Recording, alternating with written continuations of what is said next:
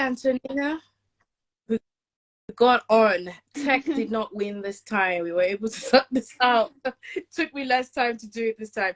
But thank you so much for joining us. As I was introducing you to introduce you as founder, one of the co-founders of Juno, and you help families, both international and UK based, to get the children into the right school, perfect school for them. Because the right school for one person wouldn't be the right school for the other person. And you've got first-hand experience, having lived in different countries, so you understand the nuances of, the cultural differences, the educational system in different countries. So you have first-hand experience on how just not to get them into school, but to get them, the right kind of support, the right kind of tutoring they will need. So thank you so much for joining us.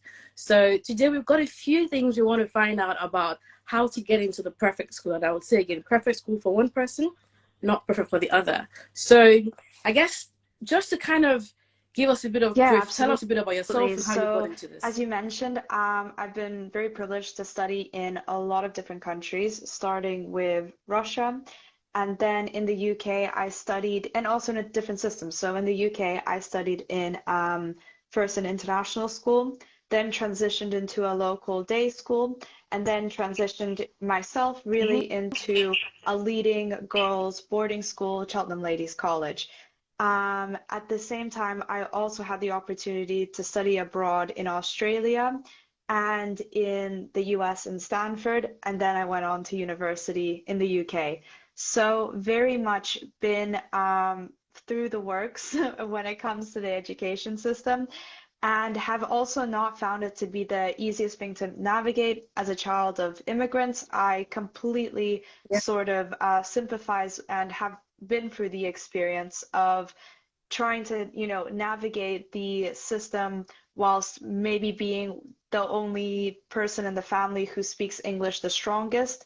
And with parents who obviously did not grow up in the UK, grew up in a completely different system, have never had to deal with like, what's an entrance exam, what's the 11 plus, what's 13 plus. So I really sympathize with the experience of students who go through this system, because on one hand, it has given me the best opportunities. It's given me great connections, great friends, opportunities in my extracurricular activities, in my academic activities. But at the same time, it could be a lot easier.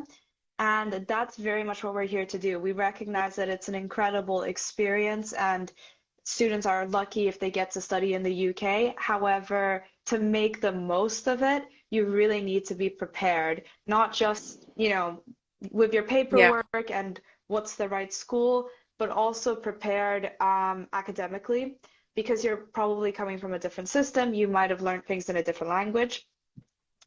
And then we also work with a lot of students who have some sort of special educational needs. It's very common, like ASD or ADHD or dyslexia. And with those students, it's also making sure that they're prepared for the demands of independent learning. In the UK, again, and because I think our system of education can be quite different to what students are used to overseas. Not to say one system is better than the other. It is definitely a preference and a choice.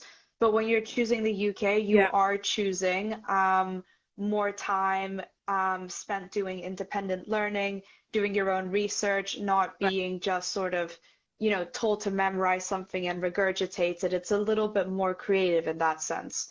And then finally, mental health, being prepared, because even when I was recently speaking to a friend who went to Cheltenham Ladies with me, who was boarding and was from the Channel Islands, so Jersey, again, relatively very close by, but she even spoke about the struggles of living away from home and not really making the most of the opportunities that the school offered if you are in a state of, homesickness. So this is what we try to address. Okay. So, I mean, a lot of our clients that move in here or sending their kids here, and they always ask us, what has the UK educational system has to offer? So I guess the question is, what are the actual ranges of school available in the UK? Because that in itself is pretty huge, right? So yeah, Absolutely. what are those Great ranges? question.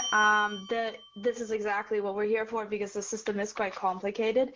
So to give you like a little bit of a breakdown, I think to start with state schools, those are government funded schools which provide free education to students. They're Mhm. non-selective and they're all based around catchment areas. So it all goes down Right. to where you end up living. And the way that the it's all based on sort of applications you make to schools that you fall into their catchment area, and that's how they allocate you a place. There's two different types for the different ages, either primary schools from the ages of 4 to 11, secondary schools from the ages of 11 to 16 or 11 to 18, depending, because really you legally only need to be in education until 16, and then beyond this, students are allowed to sort of look for work, do an apprenticeship, or which is most common for the families we work with is, of course, doing their A levels or IB diploma. So Right. the type of school that we work the most with is independent schools.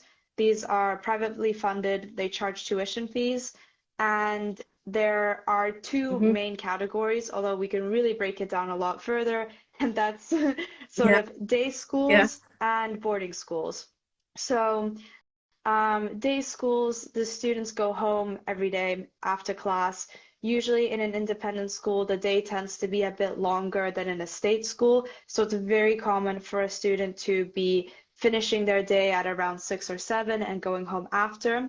Because let's say classes end at 4, they might have an hour of extracurricular activities, which again, huge topic, lots of range Right. there.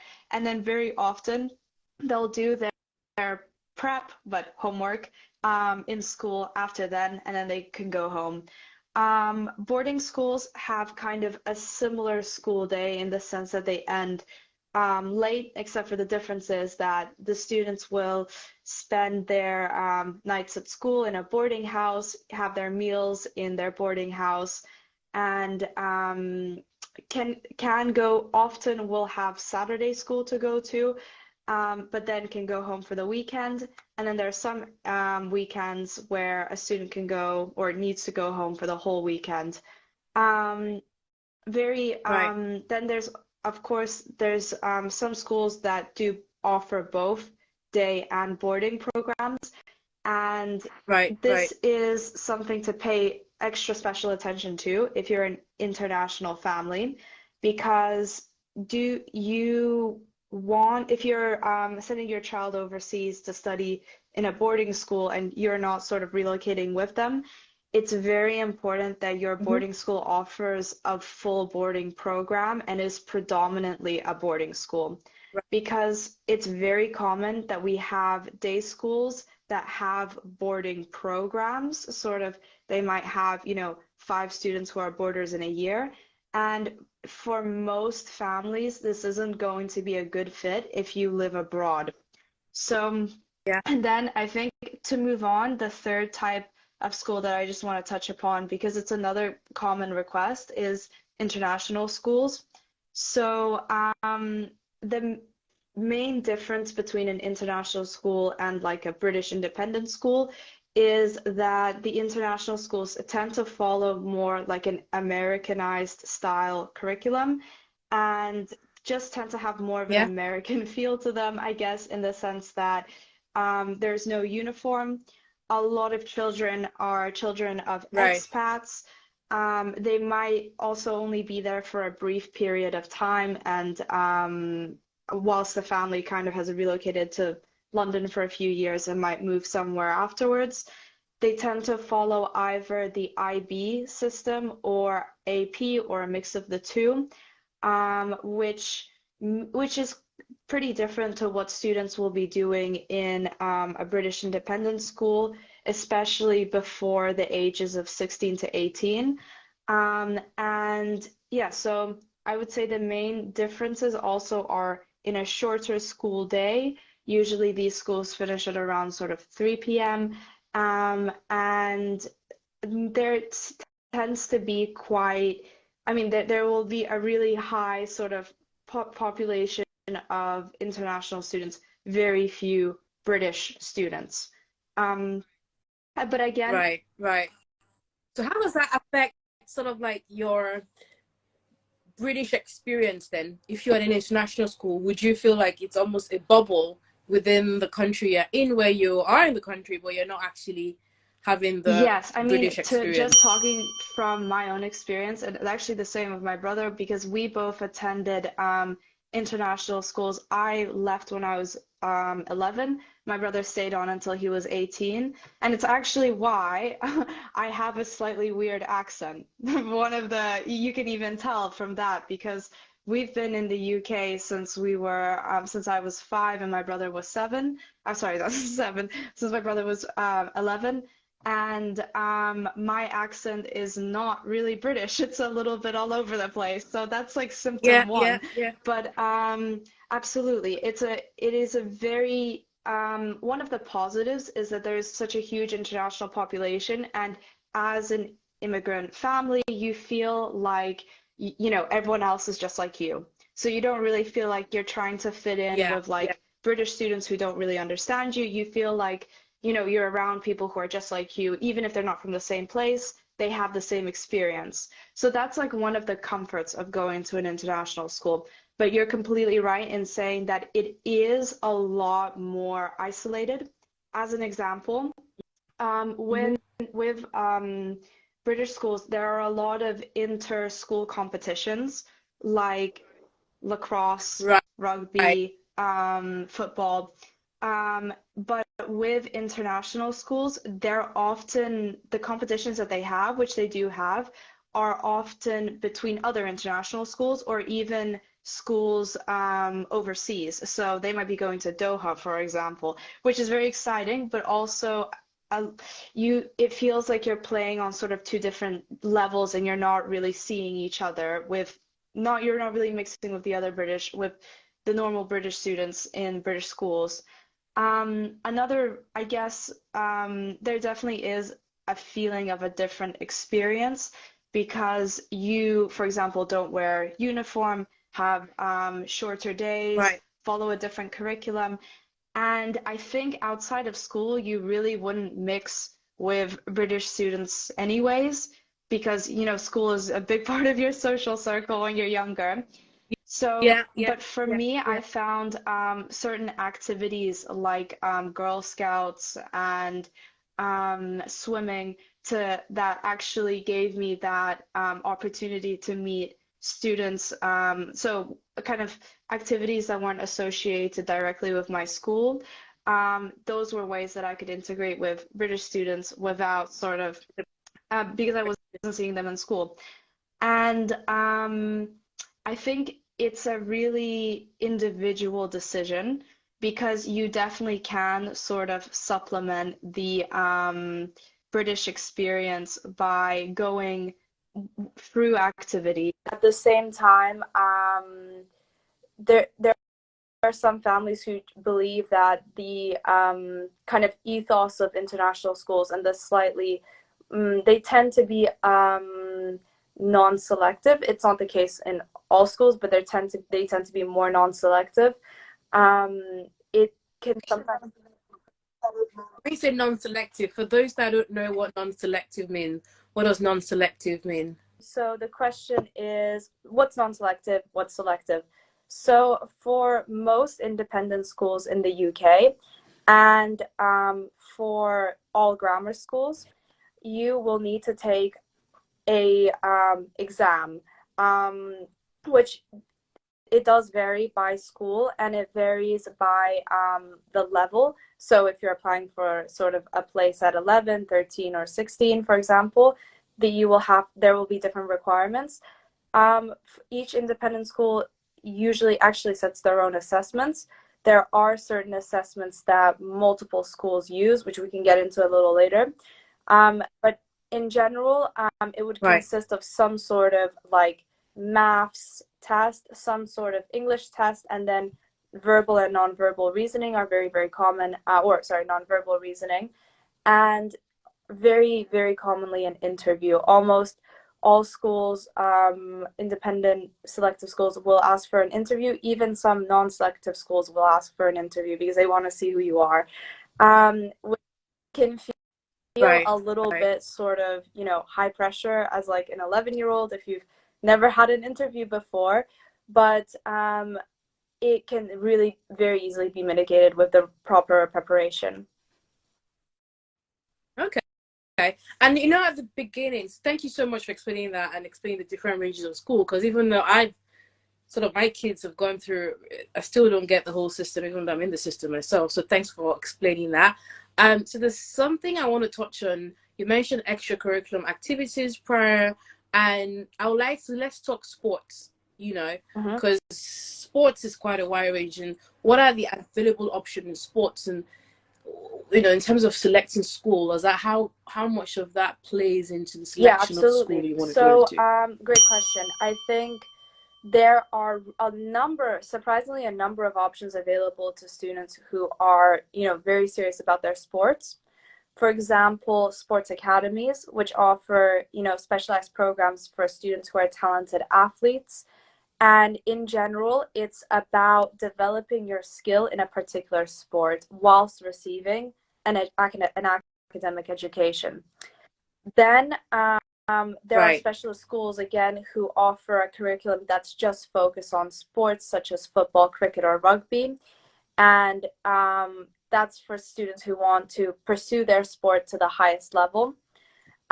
There's elite training programs for students who are talented in their sport, and these are run by professional sports organizations. They provide students with a lot of intensive training and support, but and again, it might be to follow a path to join, for example, the English team in football and play for them whilst you're Right. in university. And then I think the one that we see most commonly is independent schools with really strong sporting programs. So these schools tend to have, exceptional sporting facilities. And at the same time, you're following your academic program just like every other student is in the country. But then you also have dedicated coaches and trainers who help them make the best use of the state-of-the-art equipment, the facilities, and their sporting program. Really depends on what kind of sport you're looking to do and to what level. Because I would say the commitment of some of these sport academies or specialist sports schools is very high. It's really for students who, only want to play this sport. That's the most important thing to them moving forward. The elite training programs offer a little bit more flexibility. You still need to be, it's still selective. You still need to be Right. one of the best, but it's not. But it's also more provided by kind of an organization external to your actual education. And then Right. with independent schools, you can still get, the best coaching, equipment, facilities, but you also follow your curriculum academically, and you tend to have a little bit more choice in the sport you choose to follow. Right. Right. So you can have a taste of different sports Mhm. as opposed to be sticking to one. So this is for someone that is sporty or probably doesn't want to be restricted to just the one or two sports. Okay. Okay. Which leads to the other questions. Thanks for that as well. Um, you've got. I mean, I guess with this in the last few years, they recognize that not everyone's academic, and that doesn't mean the person isn't brilliant. It just means they're not necessarily academic minded. So in the range, because you talk about schools, they have different levels. They have the high, the league table schools and so on. So what are the prospects for children that you would say Mhm. aren't very academic? So how Absolutely. does Great that work question. for And them? I think it's also there's two parts that we would consider when a student says, I'm very academic. There's the first part where we're looking, is there a particular subject area that you're very strong in? So for me, I did maths. So a school that, was very dedicated to maths and sciences was very important to me. And then the second question, but then there are also students who are all-rounders who do well across the board. Then the second question, which I think is almost more important, is where the motivation to study comes from. So is this a student who's very self-motivated, or is this someone who benefits a lot from, you know, a lot of guidance and coaching from teachers? And I would say in general, the schools that are very highly academic, they have a certain environment around them, which means that students are surrounded by other students who are very academic, and they all push each other to do better. This, this can be toxic, and this can Right. be also the wrong environment for you if you're not motivated in that way. So it's very, yeah. But it sounds like it's a very tricky one to figure out, because if you're saying that somebody could be academic, but depending on the environment they're in, they might appear not to be academic because they don't have the Yes. right internal and external motivation. So how do you then help to kind of pull that information out to determine if it's a case of they're quite academic, but it has to be in the right environment versus they're not academic at all, and what does that actually look like? So how do you then sort of like pull that? Because Yeah, that absolutely. No, I sounds a think bit that's a really, tricky. really good point, and it's actually surprisingly more common than having a student who's not academic. Because with the assessments that we use, we gather data on our students' ability that's curriculum independent, and so you don't have Okay. to sort of study, be studying the GCSEs and be at the right point for us to test you. We use something that's called computer adaptive diagnostics. So when the student is, doing the assessment, the questions that they're being asked will change depending on their previous answers, which also just makes Okay. it a little less painless for the student because they're not just like answering questions that they can't answer. With these assessments, because they're so different to what they're doing in school in style, they're nothing like a written GCSE paper. We get to see what the student how the student is performing and where their potential is without the sort of constraints of a classroom or exam. And Right. we also often have students who have a lot of exam anxiety. We often have students who sort of underperform in a class. And this is how we identify where their academic potential is. And then in comparison to their school reports, we can see where they're actually performing. Then we also have our interview, Okay.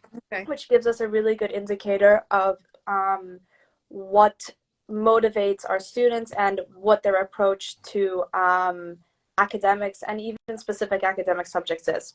So that's how we get a good picture of our student. And then I think from what I find really fascinating, and I think it is a really important question in what we do, is that very often we very often have students who on paper should be performing a lot higher than they are now. And that's really where we come in to try and figure out what's gone wrong, what school would be the best fit, and where can we support this Right. student? Is it tuition? Is it coaching? Is it, mental health? Is it a mentor that they need? So all of this data helps us create a plan that we can then use to get the student to actually unlock their potential. Okay. So it's not. So it looks like your approach is not, because it can be a symptomatic approach. So you really get to the root cause and create a context around the solution. So Thank it's you. an all-around solution. That's amazing. So we've actually got a question, and so I'm going to ask that question. Someone has asked, are there bursaries available based on the child's sports achievement? So back to the sport angle, are there, any bursaries Yes, available great for that? question. So a little caveat as well is the difference between a bursary and a scholarship, which is worth for the asker to look into, or again, this is something we can discuss if you would like to after the call. is that, yes, absolutely, bursaries in particular are means tested and would require the student to be exceptional in some way for the school to sort of consider providing a bursary. By means tested, I mean in the sense that they will consider the family's financial situation. Then with a scholarship, Right. absolutely, you can apply for a sports, many schools offer sports scholarships, which means the student will need to be strong in sports and will be in competition with all the other students who are strong in sports. And they'll need to be able to show their performance in sport in order to win this scholarship.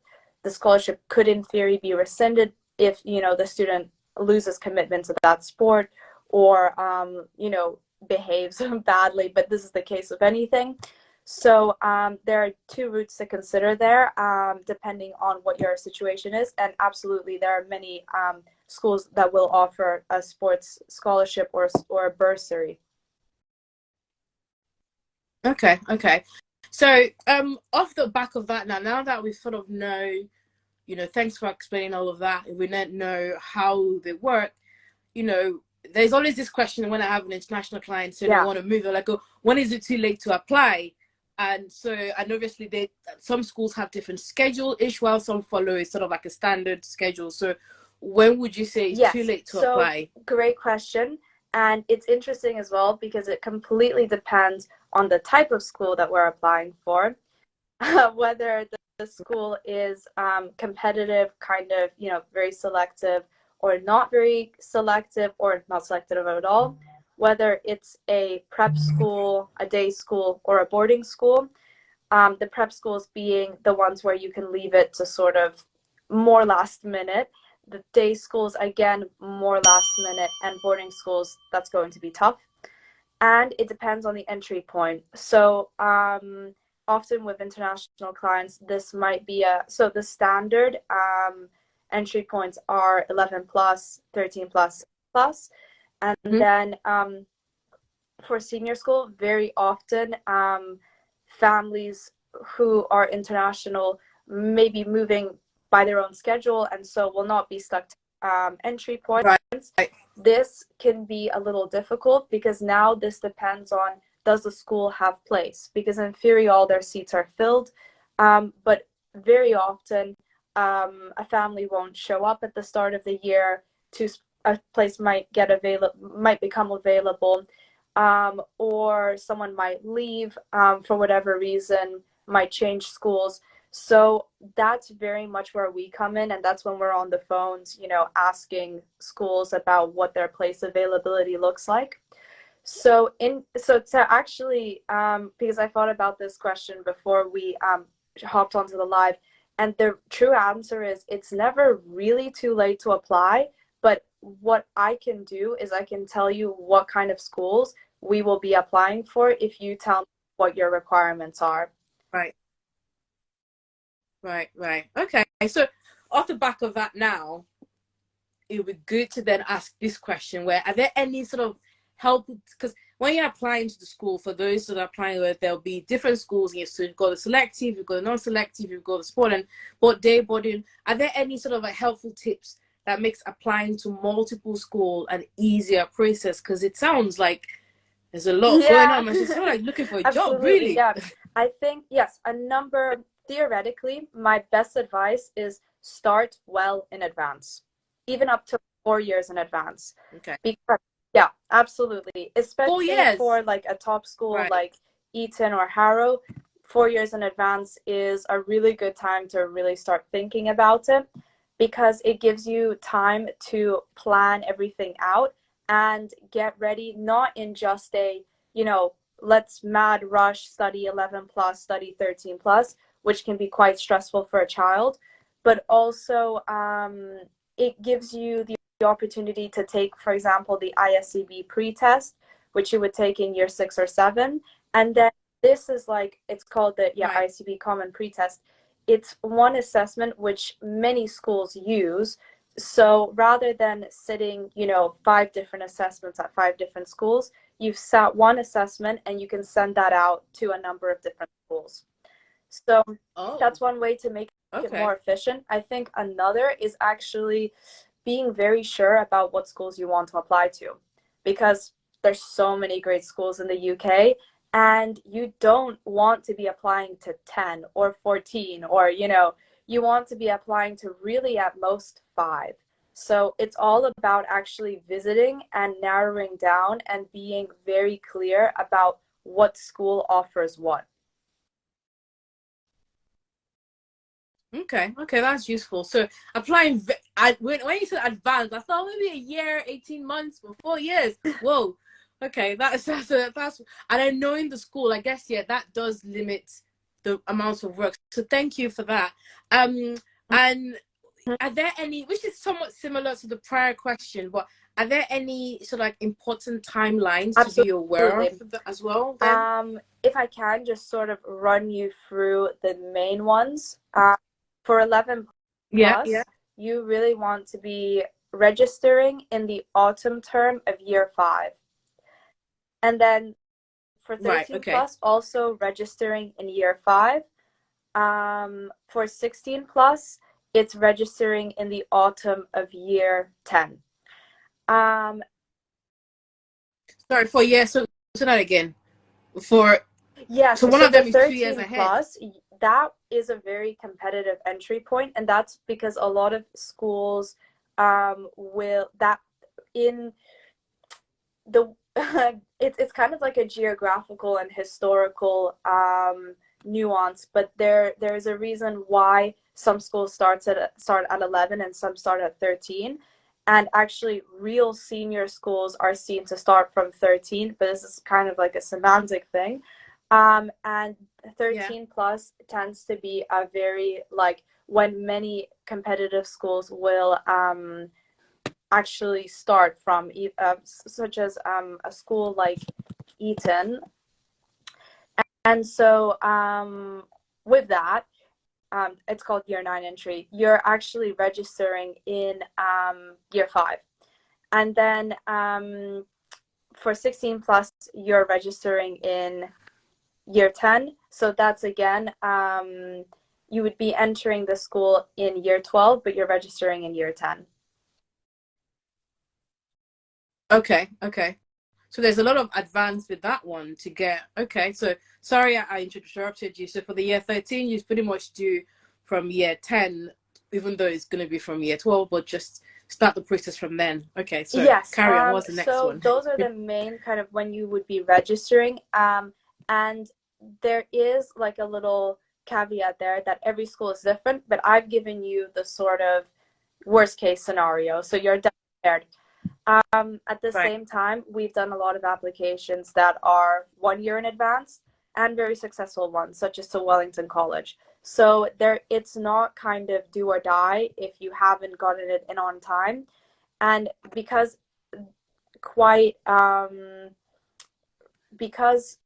many people within the UK will know the timelines that they have to stick to, many families internationally are not used to having to sort of, prepare for a school entry 2 to 4 years in advance. So they're getting in touch with us when, I want this for next September, and we can make that happen. So these aren't kind of hard rules, but this will keep you safe. Right. Okay. And so thanks for that. So prior to this, at the beginning, we talked about the different school range and so, and there is we've had clients with kids with special needs, and it's been kind of tricky to find the right one. So how are special needs supported in school, and what are the differences? Because from experience, we've noticed that some do the support special needs, but to a different extent, where you have those that are full on special needs. So how are special needs supported? Are there different types of support that the school provide? What are they? Firstly, if the child is there are special schools, and then there are independent schools with really strong special needs programs. The child is going to need to be in a special school. That's where you're talking to your local authority more than you're talking to us, because it's all about creating an EHCP plan, which is an in education and healthcare plan, if I remember correctly, the acronym. And that basically allocates and dictates the kind of need that your child will is entitled to, and that will also dictate the kind of school that you can go to. There are very few sort of special schools that run a tuition fee basis. So almost always, if you're looking at a special school, you're going through the local authority. Then there are the schools, mainstream schools, which follow, the regular curriculum, that will all have some sort of provision for students with special educational needs. So why independent schools tend to actually have a much larger population of special educational need students compared to state schools is because that the offerings of independent schools, such as smaller class sizes and so larger ratio of student to teacher, and generally larger range of support when it comes to like extracurricular activities, sports, which can keep students, really engaged. This means that special independent schools are a really good fit for students with special educational needs. So the most kind of common support that you will be able to get, which, is actually distinct from, the benefits you get from being in a smaller classroom and so forth, is that they will be often working with like a special educational needs mentor. So this might be someone that they'll have weekly classes with, and they really will teach them to use aids such as colored paper. Often with dyslexia, you get kind of like these yellow that they read better on yellow paper, for example, and organization techniques. Sometimes they'll have lessons with a special educational needs mentor who will show you how to use a diary, how to organize your, all of the sheets in your folder so that you can find all of your notes faster and be able to do your homework easier. So this is what you will be able to get into a special in a independent school. Yeah. Okay. So we've got another question, and that sort of brings back to the previous one. It's saying, is it too late to apply for private school now, or to the question this immediately September? is what age? For me, if you could answer that, because it depends. We've got a prep school application that we're doing now for September. And it also depends what kind of school we're looking at. Is this a day school? Is this a very competitive school? Is this a boarding school? And where? So unfortunately, I can't answer with that information, but I can answer if you provide more. Right. Okay. So the question is generally, yes. Again, sort of need a little bit more detail if possible. So basically, you need to know what year, you need to know what type of school, if it's day school, boarding school, and how selective the school and what part of the UK it is. How does the location affect the London? Very competitive. That's the main kind of like Right.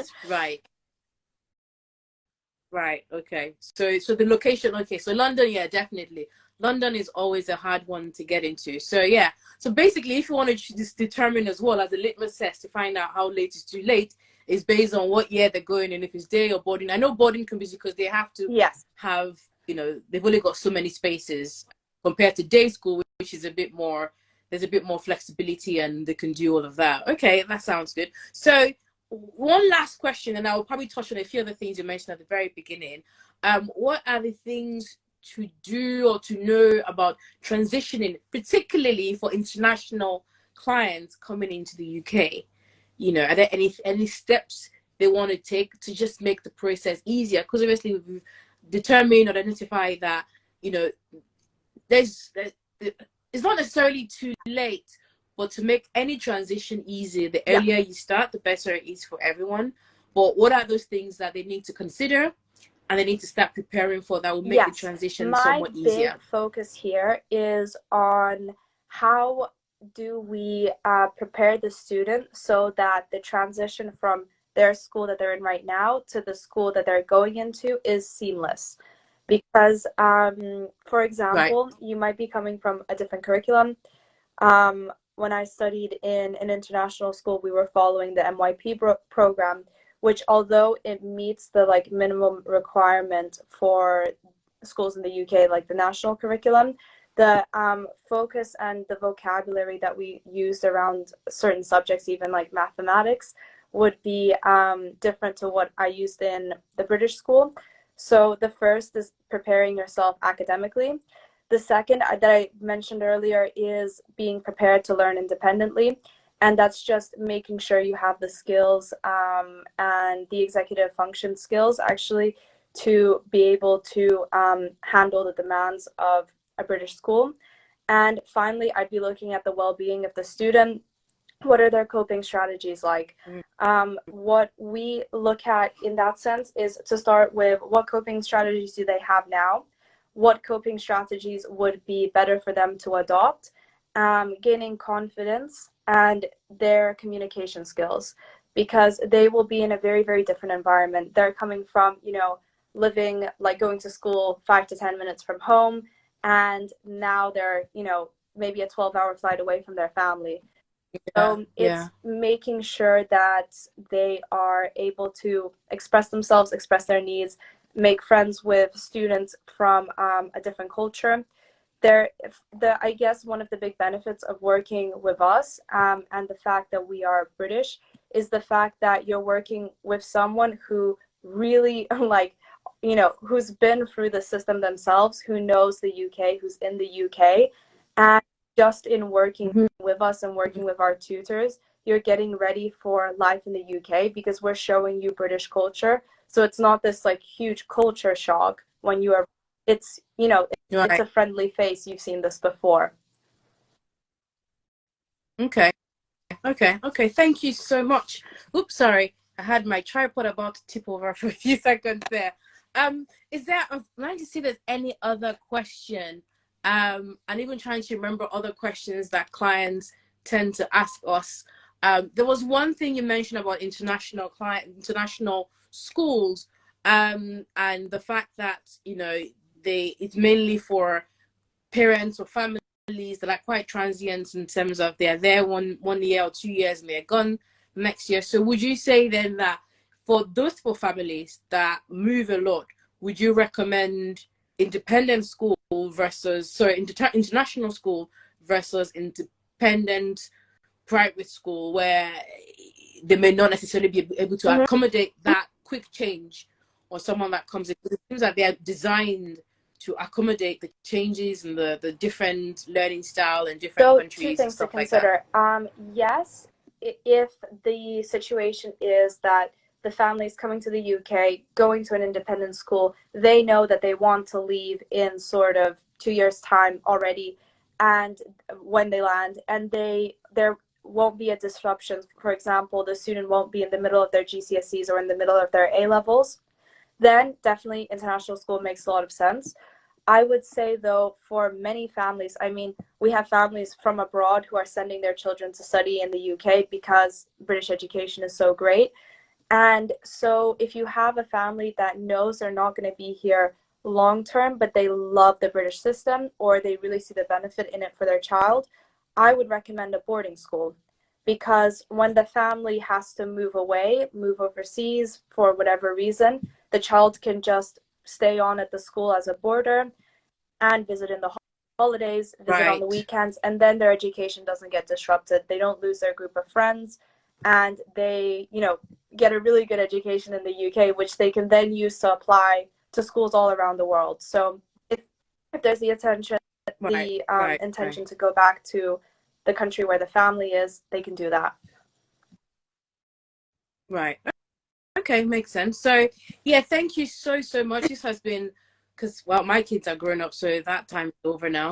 I'm not sure if I think I'm grateful for not having to do those school runs, but hey. But yeah, there's been really, really valuable information, and we're actually going to take questions, and we're quite happy to have another session where we're just going to do a Q&A. So if there's any other questions, you know, you're more than welcome to send that. Also, actually contact Juno as well. You can follow us on Instagram or even LinkedIn or YouTube, so you can watch all of this again. And like I said, you can send all your questions. But thanks again, Antonina, for the time and for the invaluable information you've given us.